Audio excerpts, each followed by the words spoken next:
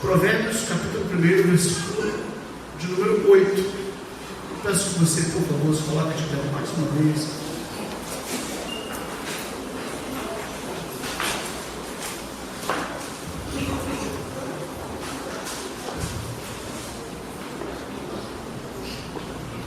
Que diz assim, Provérbios 1, 8.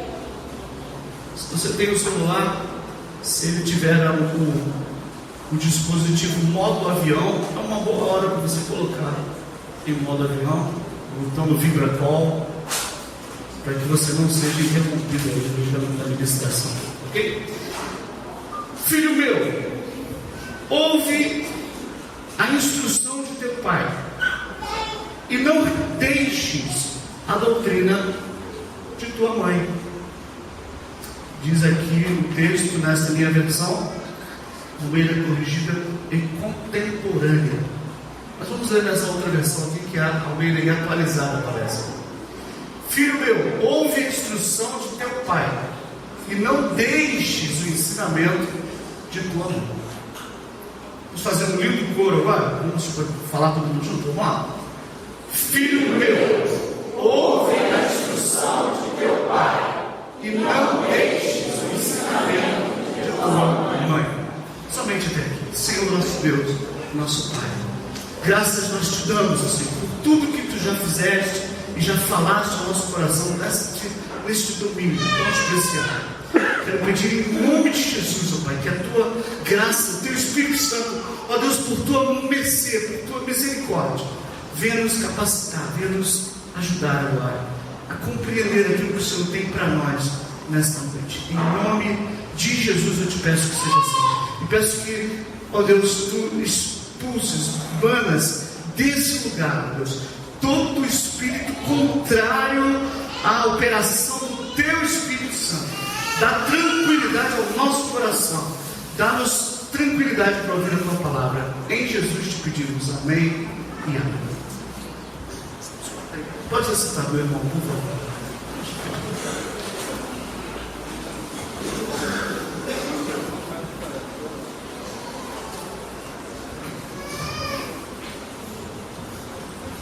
É interessante como você que ministra a palavra, você que prega a palavra, você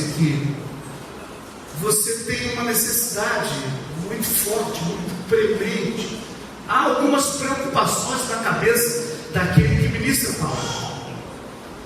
E uma das preocupações não deveria, mas não tem jeito, a gente é humano, quem vai estar ouvindo essa palavra. E eu estou pregando aqui para pregadores, estou pregando aqui para gente que prega também, que prega bem, prega a palavra de Deus, leva muito a sério isso. Então, quando a gente está ministrando a palavra, a gente sabe que tem gente aqui pregando uma outra palavra na cabeça. Isso é lindo. A pessoa está sentada e está ouvindo e às vezes, caramba, esse texto aqui dá um caldo nesse sentido. Isso aqui dá um sermão para esse lado. Isso é lindo, a multiforme sabedoria de Deus. A outra preocupação que a gente tem é ter a certeza, ter convicção de que você está falando exatamente aquilo que Deus quer que você fale naquela noite, ou naquele dia, ou naquela tarde. Tem que ser uma preocupação daquele que está ministrando a palavra. Se Deus é exatamente isso que eu tenho que falar hoje, será que eu vou dar alguma nota fora? Será que o público que está me ouvindo, ele merece ouvir isso? Ou será que essa palavra é só para mim? Se for só para mim, eu já fico satisfeito. Então essa preocupação passa na cabeça da gente o tempo todo. E Deus tem formas diferentes de sinalizar. E é lindo quando Deus sinaliza para a gente naquela direção. E Deus sinalizou hoje, em meio à homenagem, Deus sinalizou que a palavra era esta mesmo. Então eu tenho uma palavra hoje para os filhos. Não é uma palavra para as mães, apesar de ser o dia das mães.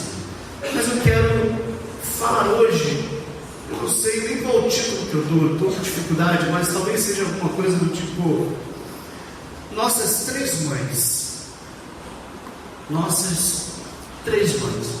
Por enquanto fica esse. Se tiver alguma coisa melhor, dificilmente virá. Mas você troca. Então eu quero falar hoje sobre essas 3 mães. E você viu aqui essa noite, nós vimos que a mãe, ela alimenta. Foi a Liliana que deu esse texto muito lindo. Diz assim: a mãe é aquela que alimenta, acalenta, cuida, protege, educa, orienta, corrige, disciplina, exorta, ensina, confronta, convence, conforta, é exemplo, é amiga, sempre acredita, ama todos ao mesmo tempo, passa noites em claro, tem tantas tarefas que às vezes se esgota, envelhece, vive uma vida de renúncia, suporta tudo e nunca desiste. Algumas características que estão aqui talvez não sirvam para as 3 mães que eu vou falar. Eu queria falar hoje de 3 mães. A primeira delas é a mãe verdadeira, é a mãe que a gente tem mesmo, é a mãe biológica, é a mãe que nos gerou. Nós fomos gerados e nenhum de nós aqui veio do acaso, nenhum de nós aqui veio, todos nasceram de uma mãe, conhecendo ou não conhecendo a sua mãe, sendo essa a sua mãe verdadeira ou adotiva, mas você veio de uma mãe, você veio de uma mãe. E tem mães que são mães verdadeiras, mães, todas as mães são verdadeiras, mas tem mães que são biológicas, outras são mães adotivas, né? Outras que são mães espirituais, que geraram filhos para Deus, e aqui eu preciso, vocês sabem quando eu sou reticente com algumas definições, para que a gente não cometa erros teológicos, e com todo cuidado a gente ainda comete, mas imagina se não tivéssemos cuidados. Eu tenho muita blasfêmia quando a gente fala de mãe espiritual, pai espiritual. Na verdade, isso é só uma forma carinhosa de se referir. Essa coisa de pai espiritual, mãe espiritual, na verdade não existe. Não existe. Mas, de uma forma carinhosa, aquele que... Porque não deve haver dependência espiritual de pessoas. A nossa dependência espiritual é de Deus. Quando você tem uma dependência espiritual de pessoas, seja dentro daquela teologia de cobertura espiritual, também uma coisa muito perigosa, quando se fala, cobertura espiritual, fulano está debaixo da minha cobertura, muito cuidado com isso, não gere dependência de pessoas. Espiritualmente você está debaixo só de Deus nosso Pai.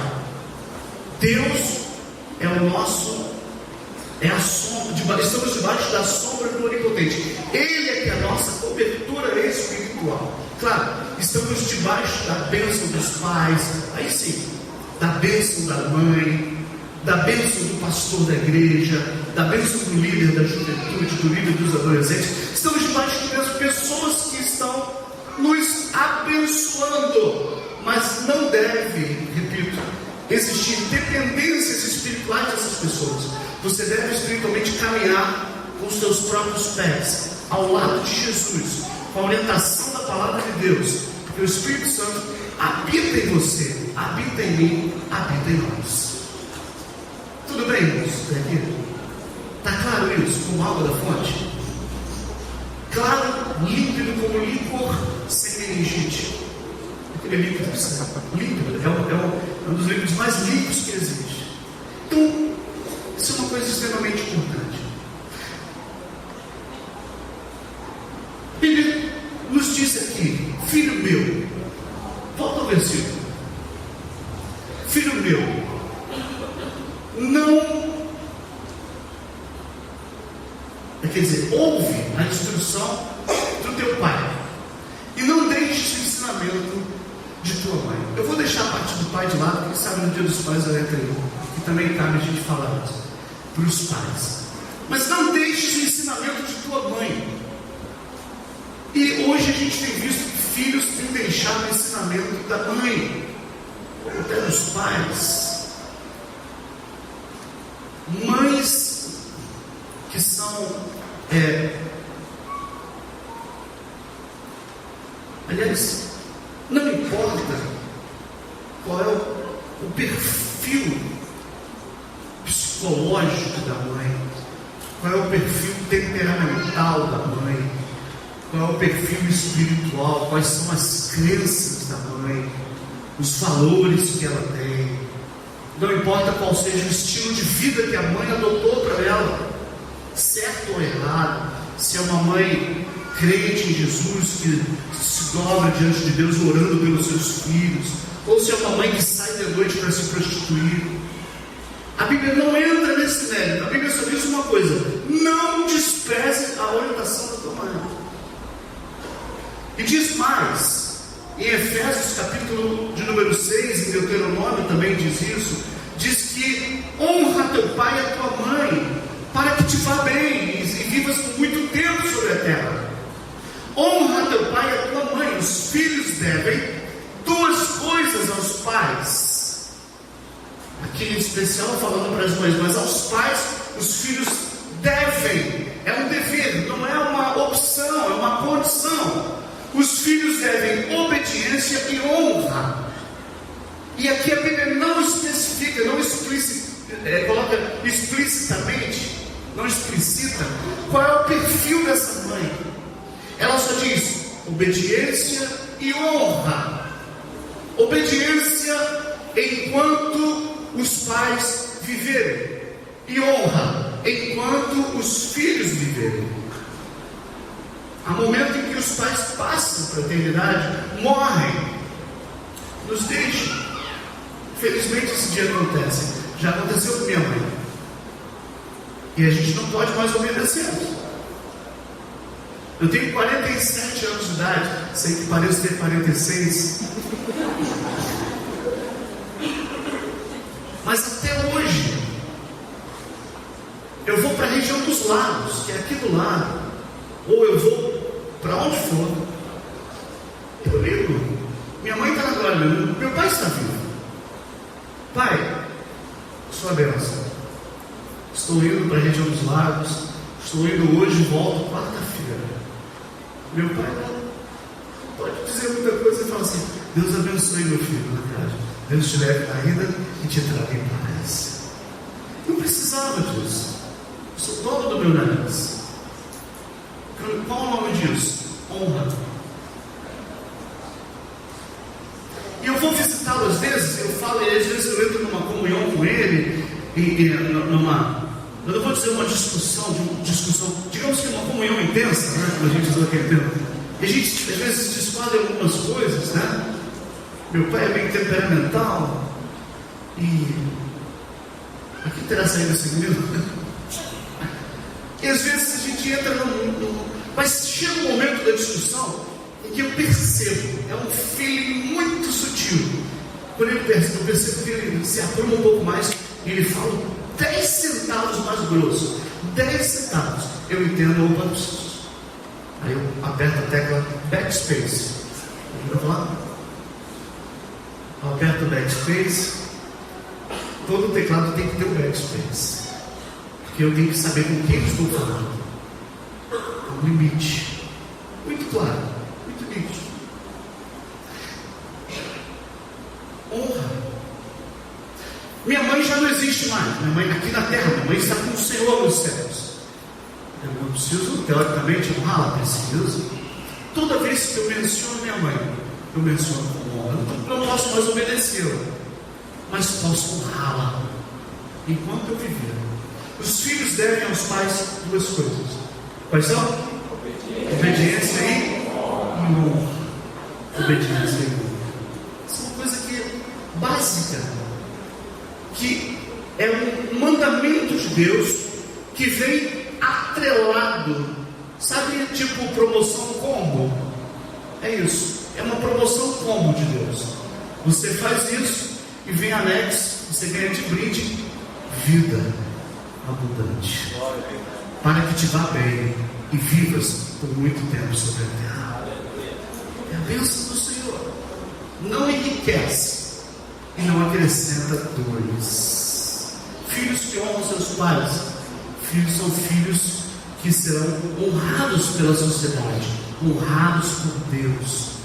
A nossa dica é sempre a mesma, aliás, é a dica de toda mãe, de todo pai. Veja muito bem quem você está se namorando.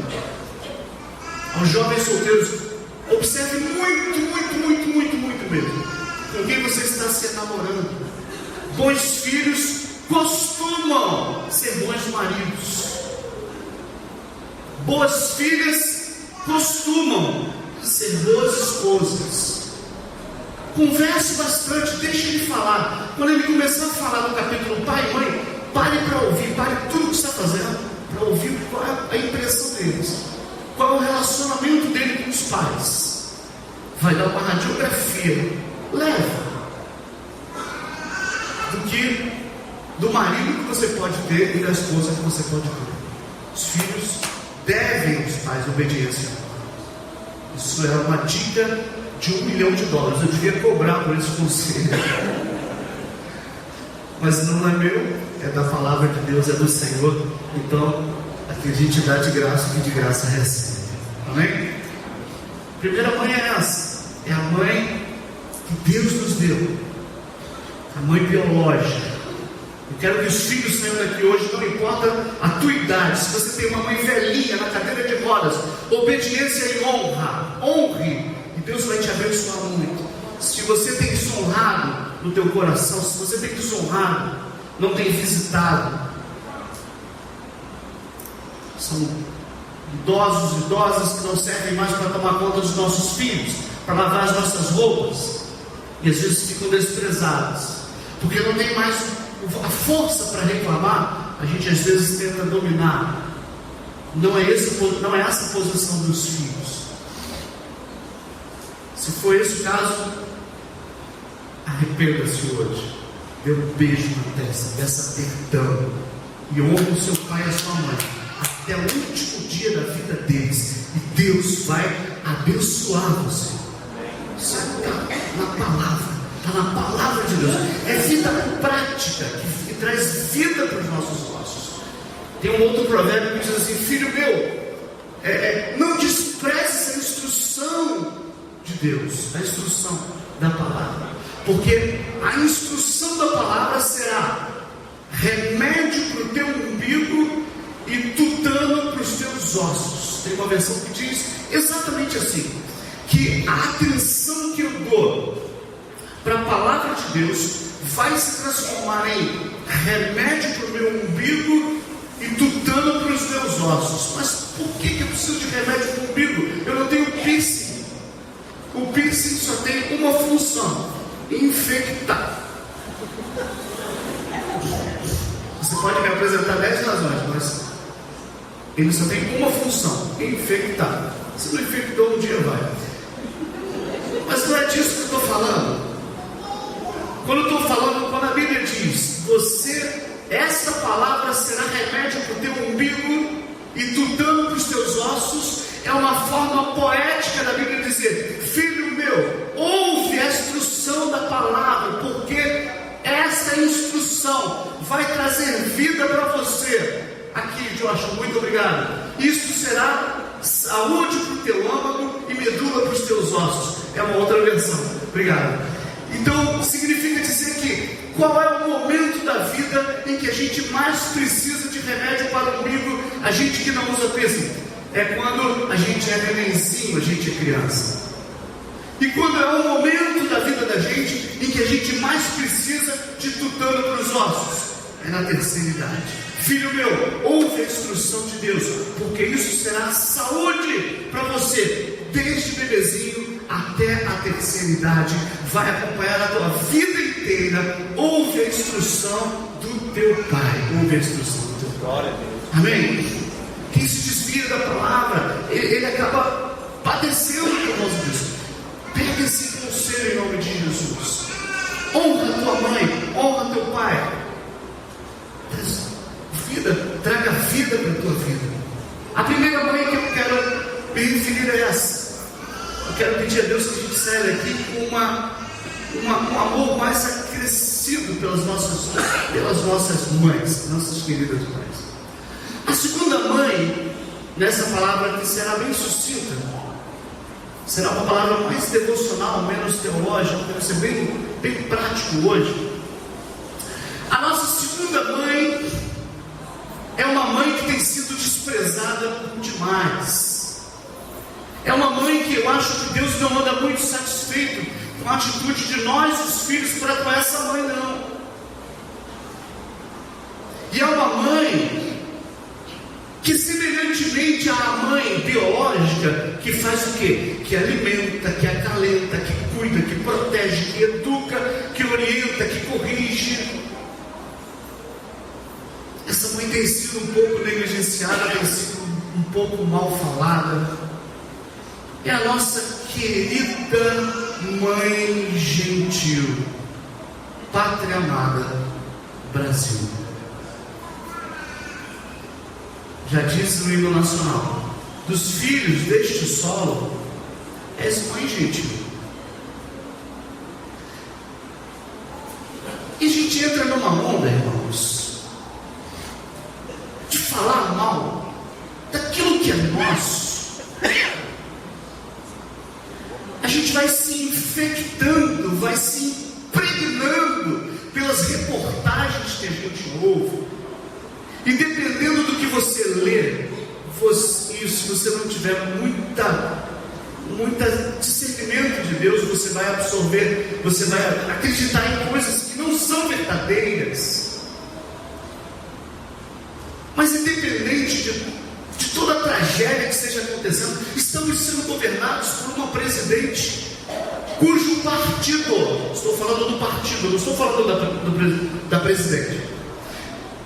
O partido da presidente é historicamente o partido mais corrupto da história do Brasil, de 1500 para cá.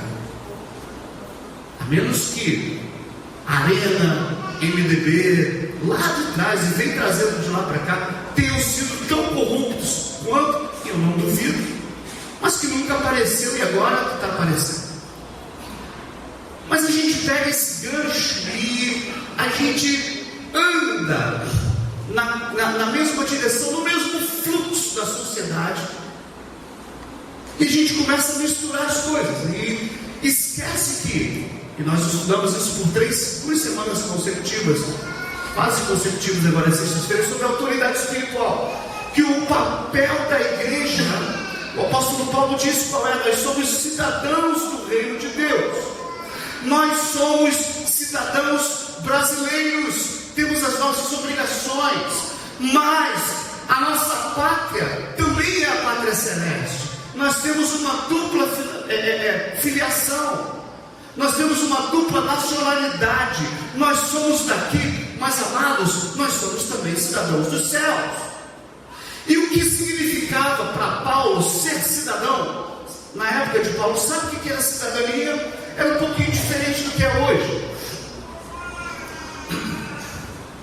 Cidadão era o seguinte: dentre a sociedade, imagine aqui, tivesse esse grupo aqui mesmo que está sentado aqui, tão gentilmente me ouvindo, e nós escolhêssemos aí 12 pessoas, 13 pessoas, 17 pessoas, 20 pessoas que fossem, esses 20 fossem escolhidos por nós mesmos, por um pleito entre nós, e nós nos elegemos fulano, você indica quem? O Fabiano Wallace, né? Aí um indica a outra e assim por diante. Aí a gente escolheu os 20. E esses 20 se reuniam à parte. Em geral se reuniam na porta da cidade. E na porta não era essa porta assim como essa nossa. A porta era uma fortaleza.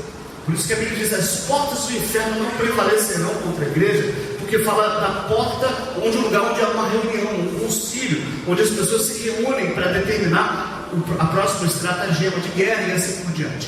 Então, preste muita atenção. Os cidadãos eram aqueles que se reuniam, e esses cidadãos, eles decidiam tudo da vida da sua nação. Eles arbitravam o que era melhor e o que não era melhor para a sua nação.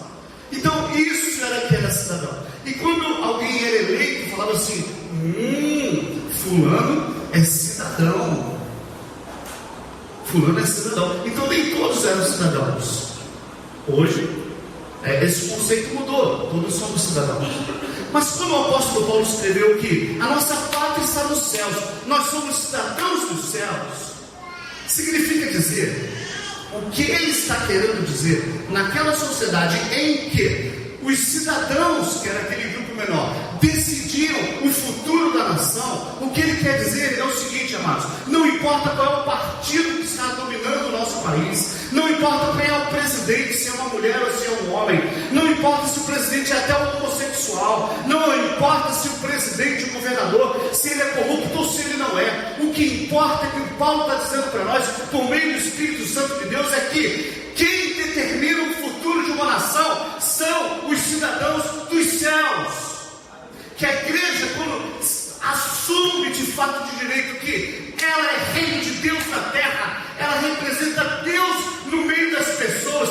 Quando a igreja para de reclamar da nação, para de reclamar do presidente, para de reclamar dos prefeitos, dos governadores, e assume a real postura de igreja de Cristo, cidadão dos céus, abençoando a sua nação, intercedendo pelo seu país, intercedendo pelos seus governantes, para que tenhamos uma vida sossegada, como diz, a nação começa a mudar, e não por nossa reclamação, pelas greves e etc., ainda que a greve seja um direito inalienável do trabalhador.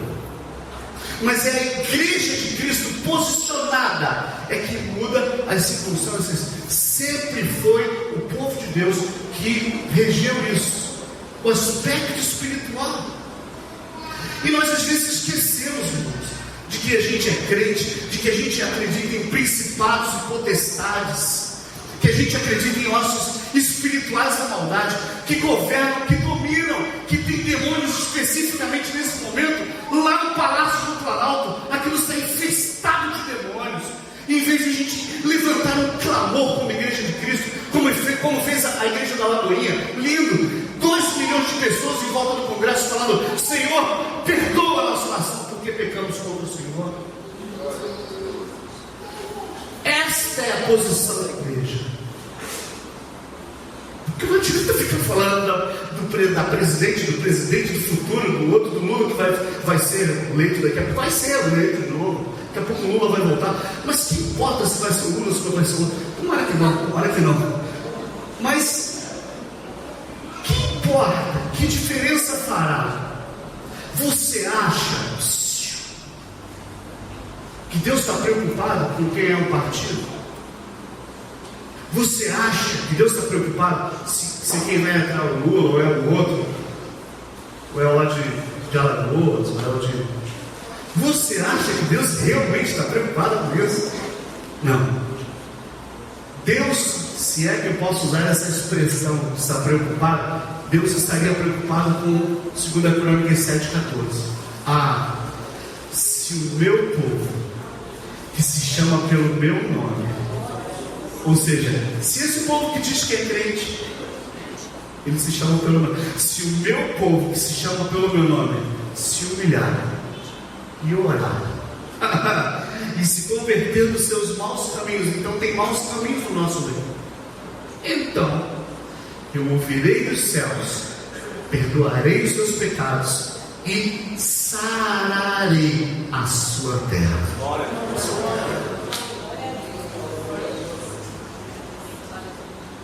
Pare de falar da mãe gentil. Tá, vá lá. Não tem sido tão gentil com você.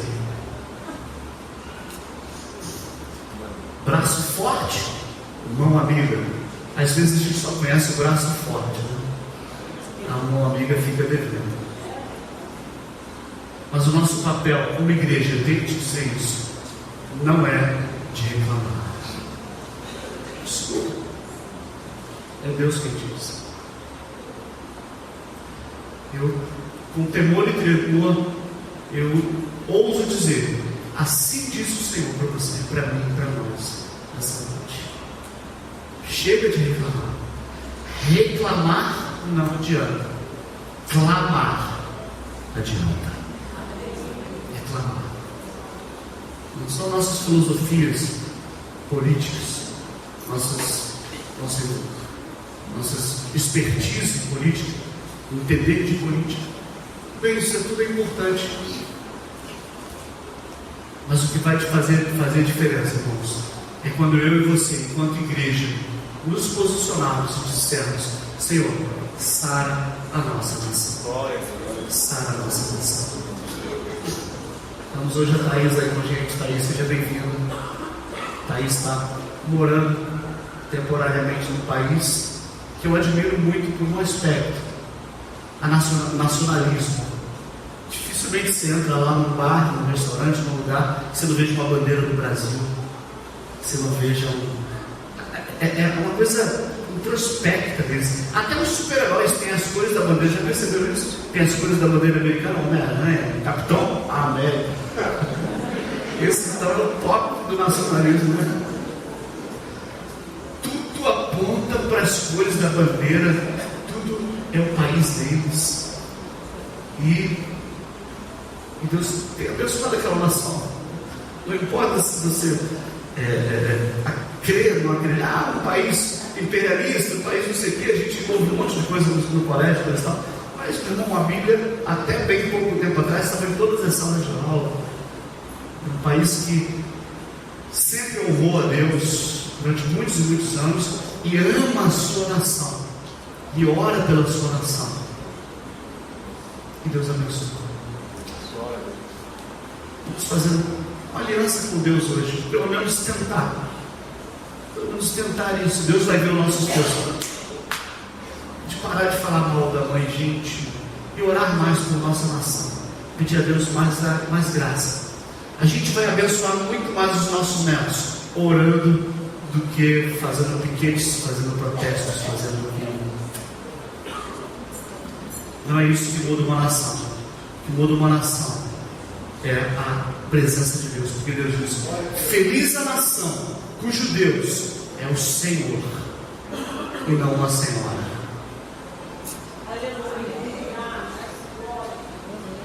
Você entendeu? Você profetiza isso em Jesus? Você percebeu a força do que eu falei? Feliz a nação cujo Deus é o Senhor. Mas infelizmente nós temos uma senhora do Deus no país. Você pensa que isso é gratuito? Essa potestade espiritual que domina, essa pressão intensa religiosa sobre o país, os anos e anos e anos em que se praticou pagelância nesse país, o espiritismo e tanta coisa mais. Feliz a nação cujo Deus é o Senhor. É o Senhor. Vamos dizer isso com força? Vamos lá. Feliz a nação cujo Deus é o Senhor. É o Senhor. É o Senhor. Feliz a nação. Aleluia.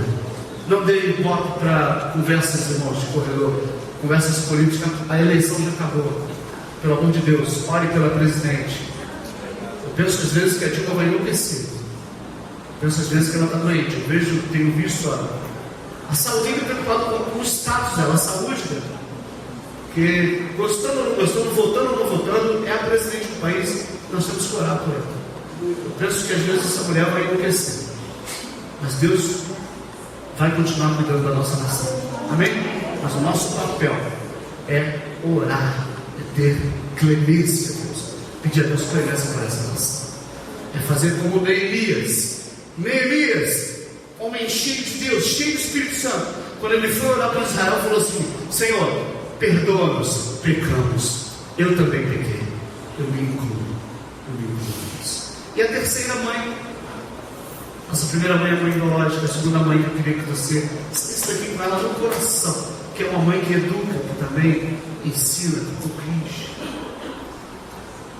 E a terceira mãe é a mãe, e aqui eu falo com temor, com risco de ser mal interpretado, é a mãe igreja. Por quê? sermão interpretado, porque a Igreja Católica Apostólica Romana tem essa coisa de igreja mãe, a mãe, né? Como a mãe dos crentes, dos santos e tal. Então, mas eu não. A Igreja Católica, ela parece que o Santo Edviges, ela forjou o slogan que é: fora da igreja não há salvação. Isso não é o que a gente acredita. O que a gente acredita é que fora de Jesus não há salvação. Amém? Então preciso deixar isso muito claro. Não é a igreja, quer seja a igreja mística, a igreja universal de todos os lugares, ou a igreja local aqui em Porta Formosa. Quem salva é Jesus, quem salva não é a igreja. A igreja é um ajuntamento, a igreja é o corpo de Cristo.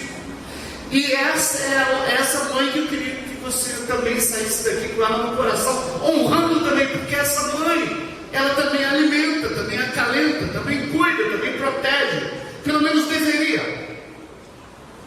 Educa, corrige, disciplina, exorta, ensina, confronta, conversa, convence, confronta, conforta, é exemplo, é amiga, sempre acredita, ama todos indistintamente.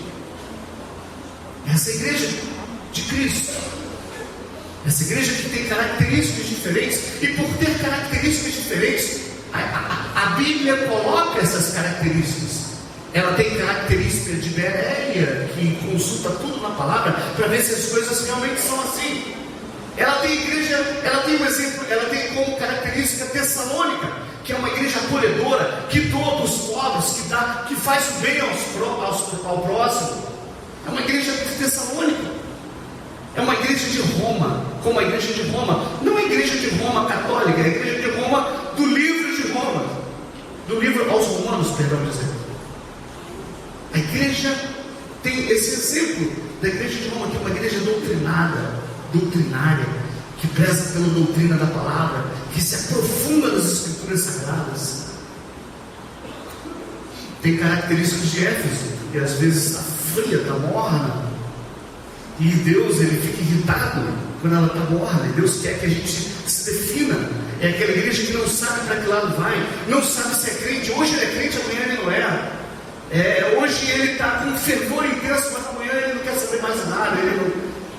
É uma igreja que tem características de Filadélfia, que tem amor fraterno, mas que se preocupa que no meio de tudo você recebe um telefonema, é alguém de Filadélfia ligando para você. Não vai, poxa, eu estou com saudade, não tenho te visto. Tem características de Filadélfia, tem características de Sardes, de Esmirna, que passa tribulação. Você está sentado de alguém aí que é de Esmirna, que está passando uma luta doida que não vai nem te contar, que não vai ter tempo, mas está passando tribulação. Mas que com todas essas características, escute isso, é uma igreja que é simbolizada por Jesus como um castiçal de ouro, cheia de defeitos, cheia de carrapicho, cheia de coisas que a gente nem tolera. Mas Jesus fala para ela, ela é um castiçal de ouro. E quer saber mais? Jesus disse: eu caminho no meio desse castiçal. No meio desse castiçal. E esses castiçais têm 7 estrelas, que são os pastores. E todos esses pastores estão nas minhas mãos.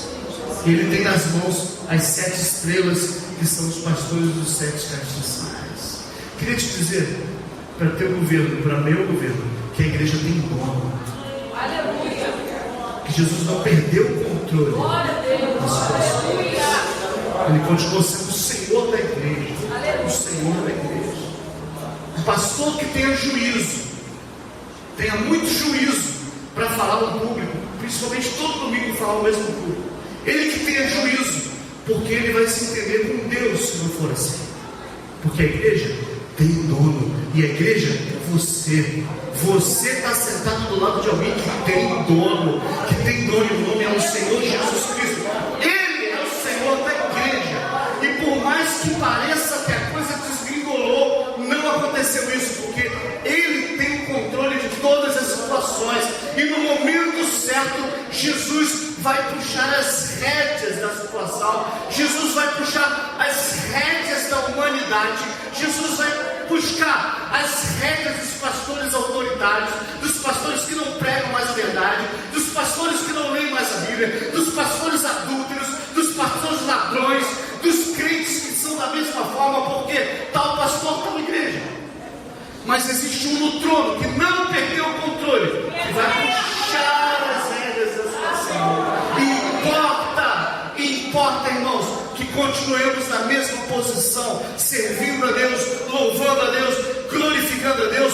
Pare de murmurar da igreja de Jesus. Deixa Deus prestar contas.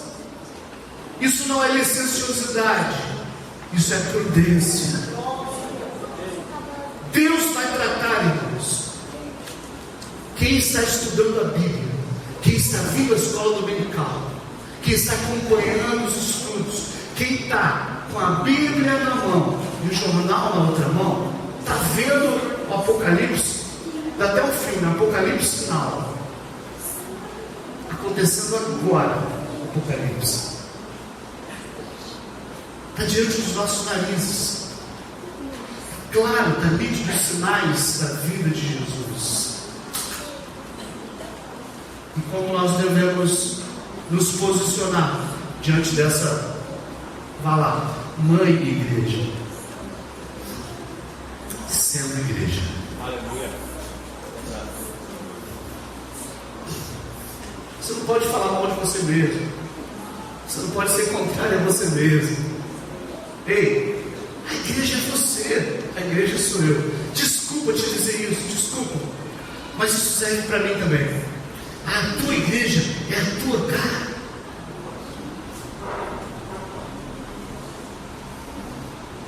E talvez esse seja o problema. Que a igreja, quando é a minha cara, ela não está com a cara de Cristo. Ela precisa estar com a cara de Cristo, com o jeito de Cristo. Para isso eu preciso ser cristão.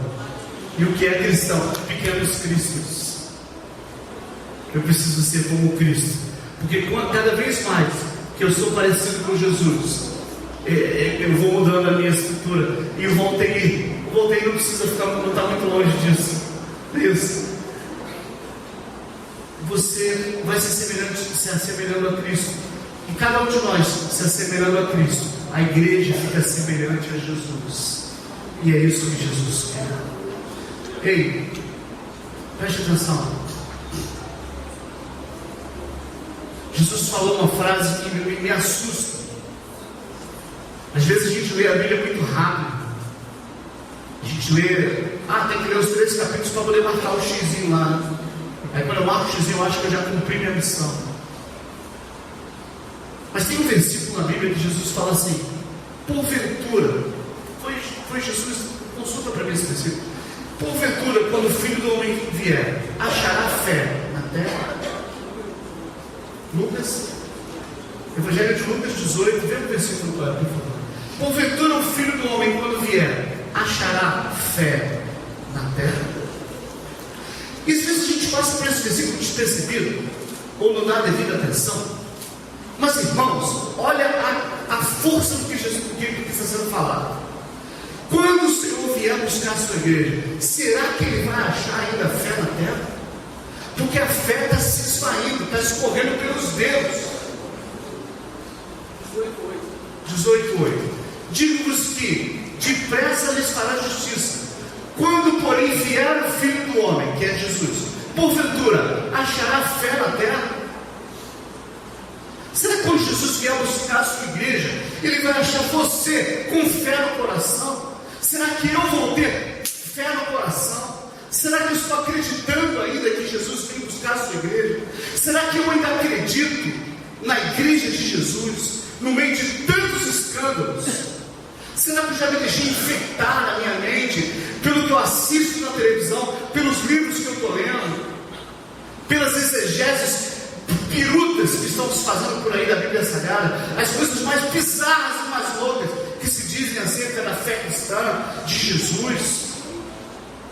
Será que quando o Senhor voltar, vai achar fé na terra?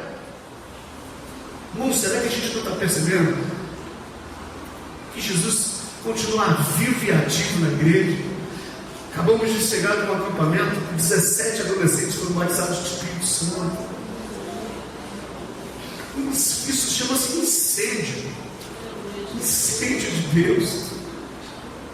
Mas será que quando Jesus vier, a gente vai estar nessa mesma pegada, nessa mesma fé? Será que eu ainda acredito no sobrenatural? Será que eu ainda acredito na oração? Que vale a pena orar? Só porque eu orei 3 vezes, Deus não respondeu. Eu penso que não, esse negócio de oração é relativo, é subjetivo. Deus quer que a gente fique por perto. Escute, eu não devo orar para mudar as circunstâncias. Eu devo orar para eu mudar. Para eu mudar.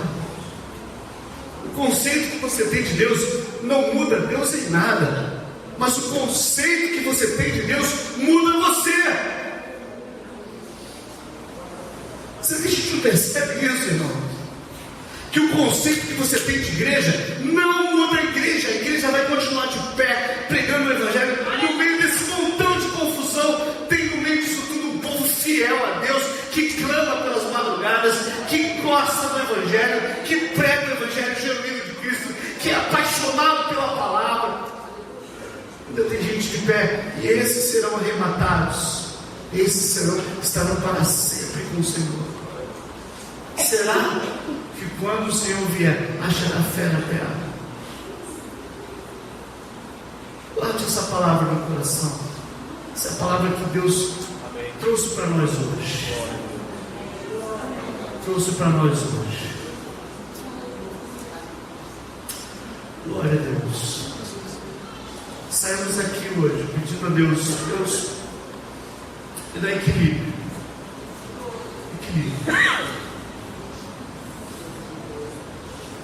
Para honrar a minha mãe, para honrar a minha nação e para honrar a igreja de Jesus Cristo, porque ela é de Jesus. Eu não tenho o direito de me insurgir contra, de falar mal, nem dos meus pais, nem da minha nação, nem da igreja de Jesus Cristo. Amém, amados? Vamos orar. Fique de pé. Por favor.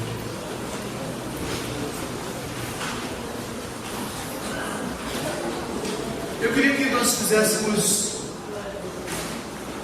alguns grupos de oração para a gente clamar agora pelo nosso país, pela nossa igreja.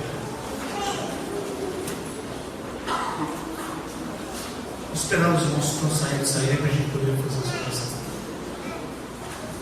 Se os irmãos que estão lá fora quiserem entrar, puderem entrar para a gente fazer esse momento de clamor. Queria que você se chutasse a 3, 4 pessoas e intercedesse nesse momento, sobretudo pelo nosso país e pela igreja de Jesus Cristo.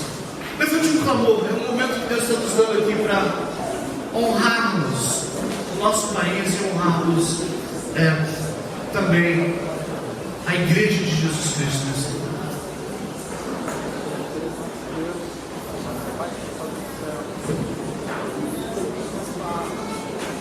Aleluia.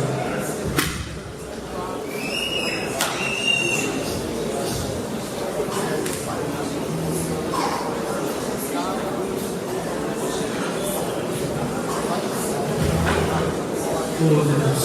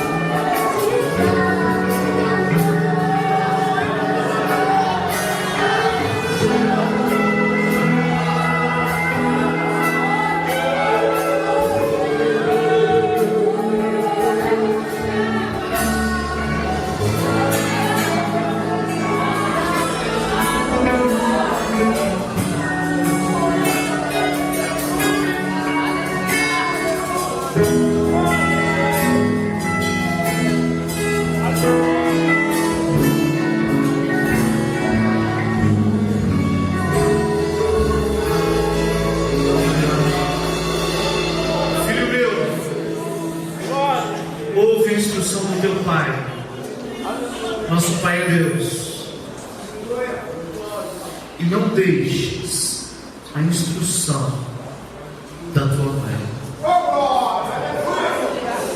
Não deixe.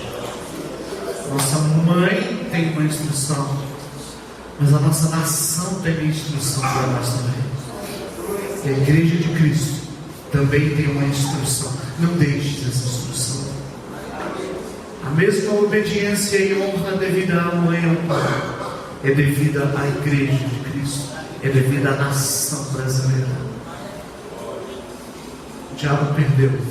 Aqui só terá abençoadores do reino, abençoadores da nação. Vamos clamar por essa nação, pela igreja de Cristo. Porque reclamar não adianta, clamar adianta. Glória a Deus. Deus deu a você uma excelente semana. Queria anunciar que se você conhecer um adulto que não saiba ler e escrever, mande procurar a irmã Rogéria. Nós vamos montar uma classe de alfabetização de adultos. Amém. Glória a Deus.